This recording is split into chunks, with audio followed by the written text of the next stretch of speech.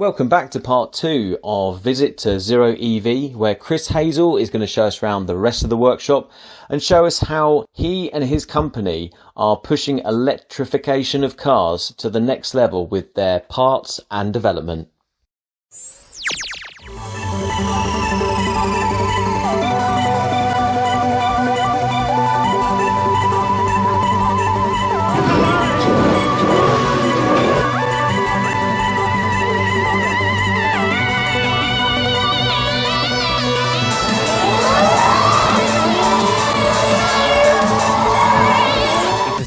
The V1, I suppose.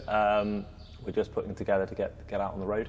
So this is, Tesla I was driving underneath. Yep. And then there's, I think, 35-ish kilowatts in the pack here. Right. Which is sort of a structural member, so it ties into the front gearbox points, rear engine points. Right. And then we've got all of our high voltage connectors coming out of it for the front pack link, HVAC system with all the AC systems and stuff like that, and all of our charge system that sits in the front on this one. But it literally is complete bolt-in, even original drive shafts. So you don't do modified drive shafts; they're all original. Oh wow! Okay. And then even things like the radiators and the fans are VW radiators and fans. So in the future, that's the sort of thing that gets damaged. Bosch water pumps, you can replace those bits. Anyone can replace those bits, sort of thing. That's part of the same group, isn't it? Still, pretty much. Exactly. Exactly. And it's good to see nice orange cables. No black ones. No black ones. Yeah, that's very true. You don't want to be covering those up. No. It looks pretty amazing under here. And what sort of power is this going to be running? I think we sort of limit these a little bit. They sit about 450 brake roughly. Yeah. What's the sort of torque with that? I think we limit them to around 400 newton meters of torque. We can tweak a little bit more, but this is a Targa, so they were never that good for being rigid. This is how we do it. Hey, I never asked you. Yeah. You like guacamole? Oh! There's always quite a bit of flex. I mean, you can the door gaps change as you lift them on the ramp. The Targas, a lot of them. So yeah, you've got to be a bit careful. Obviously, our G body we've got is a coupe, so we can push that a little bit more. Yeah. But a lot of times you just won't get the power down. There's so much power there. The tyres are only so wide. Yeah. So you just can't get the grip most of the time. Well, that little bit wider with the arch kit, of course. Yeah, this has obviously got this is a 911 Retroworks sort of wide-bodied version, and this is actually backdated. So it's a 964, backdated to look like an older model. Ah, right, I see. Which is why it probably looks a little bit weird on camera, because it doesn't look like a 964 from the back end. I take it's got fast charging to go on it as well? This model hasn't. This is the version 1, so this hasn't got the fast charging. The new stuff we're developing now all has CCS2 fast charging. Right. But we haven't released that yet out into the wild, shall we say? That's stuff we've been testing it all in the Boxster. Yes. So that's been our test mule for the fast charging. That car has been abused, shall we say, with the fast charging, because we're trying to push the limits, find out how hot we can push things, how cold we can charge things, sort of all those limits to fine tune the BMS system so the fast charging doesn't ever do any battery damage. That's what we need to make sure on the fast charging, because it's really easy to just fast charge a car. Yeah. If you don't care about battery damage, but we're trying to be very particular to make sure. So you're monitoring it and making... And adjusting the ampage the fast charger is delivering depending upon battery temperature, state of charge, all that sort of stuff. Wow, okay. Just to make sure that the batteries stay well maintained long term. So you're going to get, tens of thousands of miles out of them and not going to get a stupid amount of degradation like the old Leafs did. They didn't have cooling and they just destroyed the batteries. Mm-hmm. We don't want that. Admittedly, a lot of these cars aren't going to do, hundreds, thousands of miles, but it'd be good to make sure the batteries last. No, you're doing it properly, exactly the right way to do it, isn't it? But excellent, fantastic. Right, shall we wheel down this way? Yes. Yeah.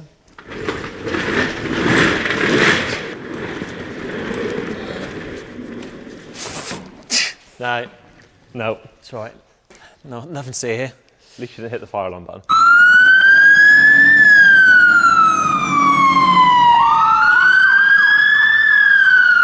Could have had a few fire engines here. Yes. Knowing what you've got here. Oh yeah, they turn up quick. I bet, yeah. Danger button. Did you press the button? Ah, no, Ted, come on. Did you, Dougal? I did, yeah. So this is part of the pile with everything of Tesla large drive units. This is how they come to us. So we get them in from all over the world. And then we strip them, all new bearings, new controllers, new diffs, run them up on the dyno, check they all work properly. So all tested, making sure that they are pucker, basically. Yeah, exactly. I mean, obviously they're used motors, but we can do everything we possibly can to check all the known issues with these. Yeah. Because over the years there's been revisions and changes and known faults. So we work through and just make sure all of that's sorted out before they go back out into the EV conversion world. What sort of faults do they have on them? So over the years, Tesla have had bearing issues. Right. So like main motor bearing, they had issues with those ones. Output bearing this side. Also the motor output shaft wearing against the gear. Okay. There's a little bit too much play in some of them. Some didn't have grease and some did. So replacing that. But luckily, because we do the gear set reduction for these, we end up with loads of the other spares. Okay. So we sort of end up with like these are all just spare bits in these boxes, just in random states from like damaged ones. I mean, also the other thing we find is depending on the crash state of the car. So if the car has crashed actually at pretty much full go, shall we say, and it opens its contactors and blows a fuse, you tend to find the motor dead shorts because there's nowhere for the power to go. Right. Okay. So obviously probably 1 or 2 in 5 we might have may not work at all. Inverter side, but the motor side might be good, so it's just that whole thing of mix and matching and building up good motors as we go along. But these are also in the electric B class, which not that many people know about. The motor? Yeah, Mercedes electric B class had a Tesla motor in the front of it.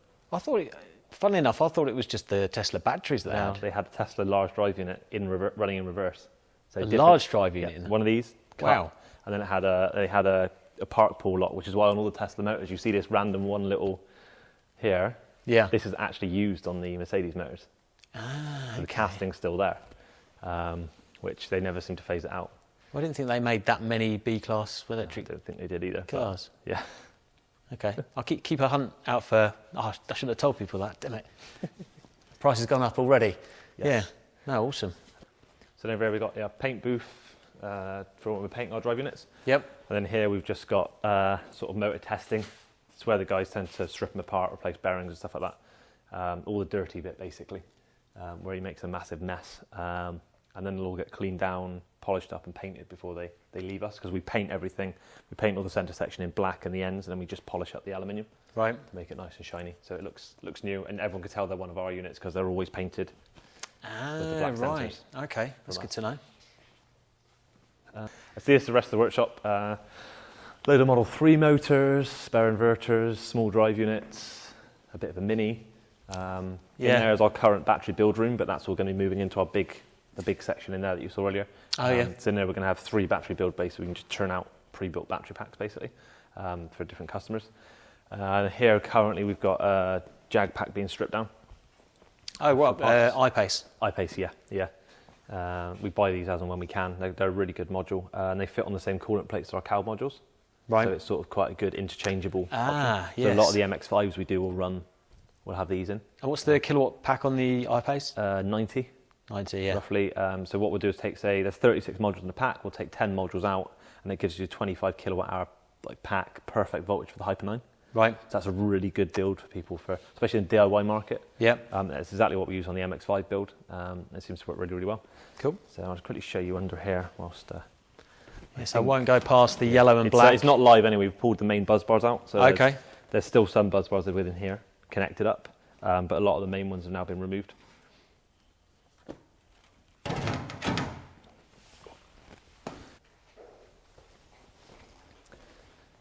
So this is the Model 3 stuff we've been working on. It's just a little bit messy. We've got a new controller, just get it programmed up to basically get it spinning. Right. What we've started realising is hundreds of variants already.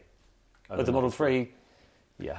In regards to things like software and control boards, PCB modifications, there's just loads. So it's a bit of a nightmare with the company we work with, but we're getting there with it. It's got built-in oil pump, oil filter.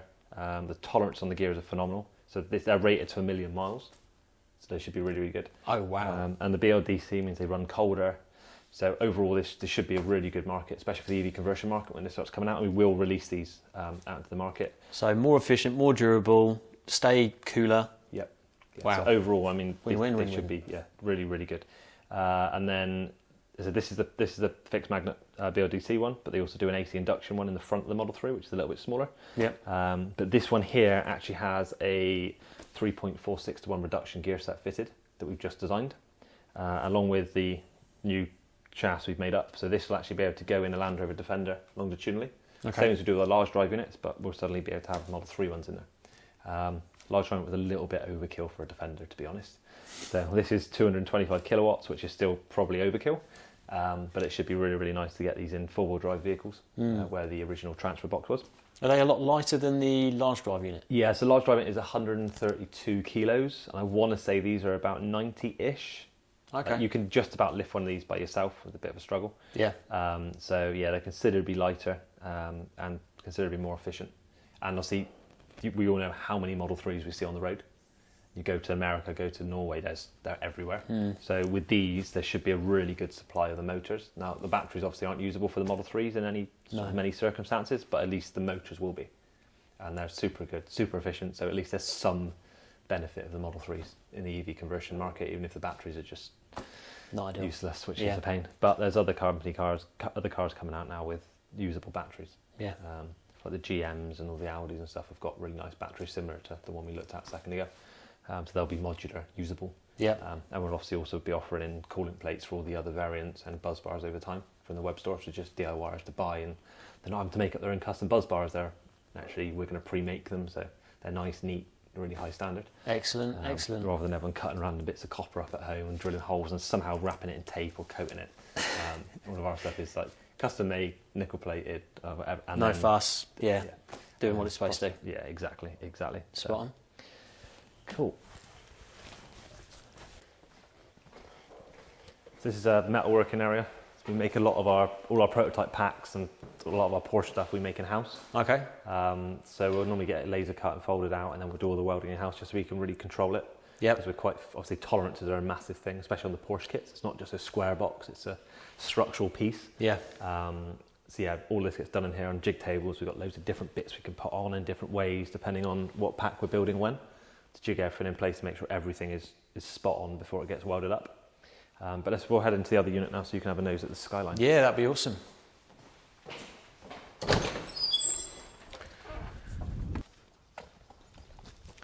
Here she is. Yes, the Skyline. The beast.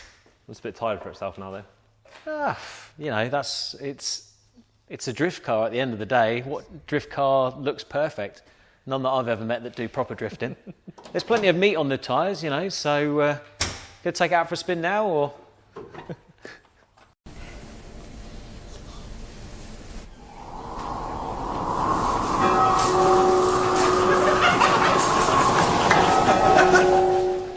Yeah, so talk me through what's in the boot here. I can see the large drive unit. Yeah, so we've got whole Tesla subframe as it comes out of the Model S. Yep.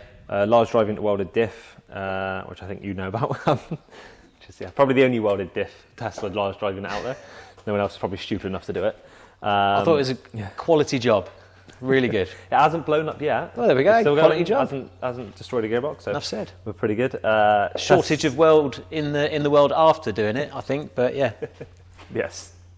Tesla water pump radiators in the back. Obviously, a massive hole in the floor. And then we've got a Tesla 11 kilowatt three-phase charger in the back as well. So it's chopped and changed a lot. It did have dual charger when I first built it in the back seats, and then gone to a single charger, just trying to save a bit of weight. Obviously it's had the full cage done since it was originally built. So there's been a lot of point, we're going to take it apart and build something else, and then someone goes, I'll sponsor it to do this, and then it's, we'll do this now. So it seems to be this never dying vehicle. It just keeps getting sort of random bits of sponsorship here and there to keep moving it forward. Hopefully we'll get it back out on the road this year. Yeah. Now COVID's sort of clearing out. Was this for shows and stuff like that? Yeah, I think just for shows. We'll probably let a couple of sponsored drivers from some different places drive it, just to have a bit of a laugh. But not competition-based stuff, I doubt. Just more in-between competitions. Maybe someone goes out and does some donuts to make look pretty in between stuff. So we Lukewood and ran it for Rallycross. Did some stuff at Rallycross in between the runs. Right. Did a couple of different things like that, and then we took it to Poland and did Gymkhana Grid in Poland with Andy driving it. Obviously that was mainly all just for fun, sort of get it out there and show people that electric and sort of can do it. Yeah, I suppose. So when's the electric drift series going to come into play? I mean, there is that electric drift car in America, isn't there? Sort of. I haven't seen it kicking around anytime soon. I heard about it, and I think I've seen it, but I haven't actually seen it drifting too much. Yeah, it did a couple of things. There was loads of issues around, is it safe, is it not, because they weren't geared up for EVs. Right.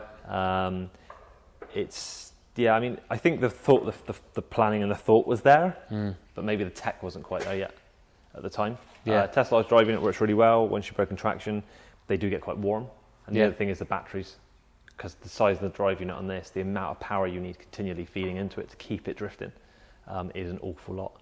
So I think it's either going to be a new battery tech maybe with the proper cooling, or swappable battery packs. So maybe 20 kilowatt hour packs that you swap in and out between runs. That might be the only way to go. Which something we've considered with this possibly is to take some hybrid packs. Okay. And have a swappable packs using sealed hybrid packs from a vehicle. But it's just having the time. Yeah. Not at the time to do it. It'll be fun to do it, but we only tend to do things with this when someone wants to do something with it. Because otherwise the rest of the business carries on with all the other stuff. No, that's it. It's time for everything. But, you know, obviously the ideal, maybe a couple of AE86s. Yeah. One of my guys actually has an AE86. Okay. A couple of guys that work for me have it. Yeah. Jack Carr's AE86. There all seems to be petrolheads that love yeah, I've never driven an AE86, only a GT86, and a little bit different. Yeah, very different. But I would have thought that, you know, putting a small Tesla drive unit in that, like a Tesla Model 3, a bit more efficient, and I suppose you don't need quite as much power and battery power then. But it depends where you're competing. I think if you're in the lower level sort of fun drift world, that's one thing. You're second, third gear, and then you get into the high level drifting where they're fourth gear, sort of sending it in at well over 100 mile an hour, and then you're outside of the torque band of the electric motor at that point. Yeah, We'll leave that to the professionals. It's about 9,000 RPM. They've got all the torque in the world, but then once you get past that RPM, you lose the torque. So you'd have to re-gear it probably. Right. For the drifting world, I expect something like a 7-to-1 or 8-to-1 ratio instead of the 9-to-1, just so you've still got more torque when you're at higher speed. Would probably be off the line. It wouldn't be quite as quick, but you don't necessarily need it as much off the line, because you never get the power down in this off the line anyway. But you'd have more high-end power. Yeah, quite good. Yeah, like you said, with the higher speed and stuff. But cool. No, thanks for showing us that. Is there anything else that you're able to show us today? We've got the MX5 hidden in the back, which is gonna probably be revived soon once we get the next version of the prototype gearbox in. Cool. We'll get it going, and we have got a Defender here that I bought last week, which we'll probably put that Model 3 motor in. Oh, cool. It looks really clean, actually. Really nice. Yeah. Old guy had it for 11 years in a garage, so he sort of looked after it, repainted it. It's basic, but it's clean and tidy. So engine and gearbox will be ripped out of this soon, and we'll test the Model 3 motor in this and start getting some testing done in the next couple of months. Cool. Before we release the Model 3 out into the world. Yeah. But what are they like to drive? Have you driven many? Or? I've not driven many. No. I used to drive Defenders when I used to do event work years ago, but they were obviously always tractors, pretty much, yeah. But yeah, I've not actually driven one of the electric Defenders yet. I've seen loads of videos and had loads of feedback on them, because we supply the motors and stuff for them, but not actually been in one. Now it's your turn to have your own one. Yes. Cool. Yeah, exactly. Cool. Thanks for showing this, Cease. No problem. Thank you. So what is this? This is yeah. This is probably big. Yes, big. We started it about 2 years ago, which is really bad because obviously it's been a long time. Obviously, COVID hit and all that stuff. Yeah. But this is probably one of the last of the custom sort of old style way we do things. So the other thing on here is probably how we used to do stuff, say 2 years ago. Right. So this is Tesla battery modules, so 14 modules in total, 4 in the rear, 10 in the front. It's got a Tesla charger, so 11 kilowatt Tesla charger, Elcon DC to DC. We've got a Tesla large drive unit hidden in there. Now, admittedly, we're not going to turn that thing up because it's for a hotel to cruise around Cambridge. It's not designed for. I'm not sure these tyres would. No, exactly. I mean, it'd probably be one of the quickest Bentleys out there, and you could do some amazing burnouts. But I don't think the customer would be too happy about that. No. So yeah, and it's also got AC and all that sort of stuff built into this one, and it's got self-leveling rear suspension that we fitted. So we've gone, I suppose, quite far with it. Yeah. To make it as nice and as comfortable. So it should make the Bentley R-Type sort of how it should have always been. It'll be just a really nice cruiser. Yeah, nice and smooth. And yeah, exactly. So I'm just sort of at the point now where I'm starting to do the low voltage wiring. So all the HV wiring is in, apart from the PCC heater cable, which got to go up into the back of the car. All the brake systems are in, all the other bits now. So it's now the fun bit of the hundreds and hundreds of low voltage wires to wire in. But right. You know, it looks a lot worse than it is. It's all just fuses and relays and switches. It's not Nothing too clever, I don't think. And then body on and away you go. Yeah, so the whole plan is we'll get this completely running as it is. Right. Pretty much driving as this, like it is now. Okay. And then we'll drop the body on. Right. That's what the plan is. So at least we've tested all the bits, because obviously getting to some stuff once the body's on, we've tried to design it from, so as you can see, everything is actually facing downwards. Yeah. And this is actually accessible under the passenger seat, so there's a panel you remove to get to it. Oh, so okay. you should be able to service every single component from underneath. And there's going to be, the whole car is basically going to be slicked underneath. So there's panels to go under the whole bottom of the car. Yeah. So it should look really nice and tidy. Is that for protection, or is that for increasing the range on the vehicle? It's probably protection and visuals. Yeah. It's also another thing to stop water ingress over time. Some of these customers, you know, they drive a nice car and they go for a massive puddle or something, and they think it's fine, they get away with a nice vehicle. But obviously in a converted vehicle, going in submerging a car is not really the best thing to do. Probably get away with an OEM built. Yeah. Obviously for this we can waterproof everything as much as we possibly can, but you've always got that risk of some idiot deciding it can swim. So we're trying to just cover over as much as we possibly can, just in case the worst happens, just in case someone does try and drive it for a Ford or goes out in really, really bad weather. It's just not continually kicking road dirt up into the key Not into areas. a Ford either. Not into a Ford, No, yes. that would be a waste. So hopefully it'll all look pretty underneath, which is what we need it to do. And we've had to be really particular on this about the way we've designed it and done it, because it's classed as a taxi. Yeah. So it's got to be tested twice a year, even though it doesn't need MOT because it's older. Because it's a taxi, it then needs a test twice a year. Ah, okay. So all the front end's been rebuilt on this. All the bearings are new.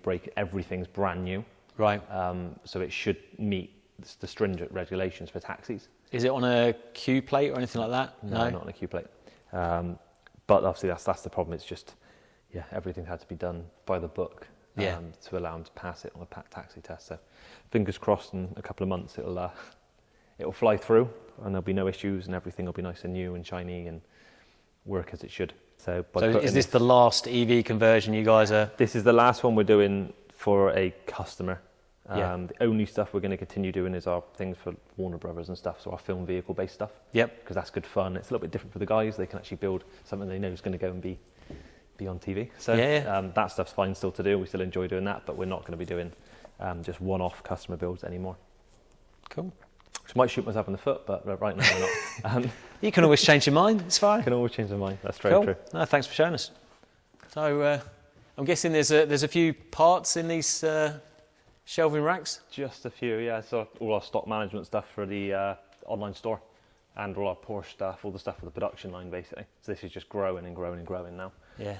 Around the rest of this mess that keeps going. Yeah, I can imagine this is going to grow and grow and grow, isn't it? The way things are going, but no, thank you very, very much for allowing us to come and film, the site and telling us a little bit more about Zero EV and also what's happening, because it's it's exciting times and what you're doing, you're certainly leading the way. So thanks for showing us. No, you're doing an amazing job. So thank you very much. That's no problem. And anyone that's interested to find out more about Zero EV, make sure you visit the website and obviously the YouTube channel. It's got a lot of the videos that we've been talking about, whether it's the Skyline, the MX5, all the other builds, and any of the new things coming. Yes. Super. Cool. Well, thank you very much. Thank you. Oh yeah, one more thing. Please like and subscribe for the YouTube channel. Get yourself on Facebook, Chargeheads UK, Instagram, Twitter, and come and have a look at the website, chargeheads.co.uk. Thank you.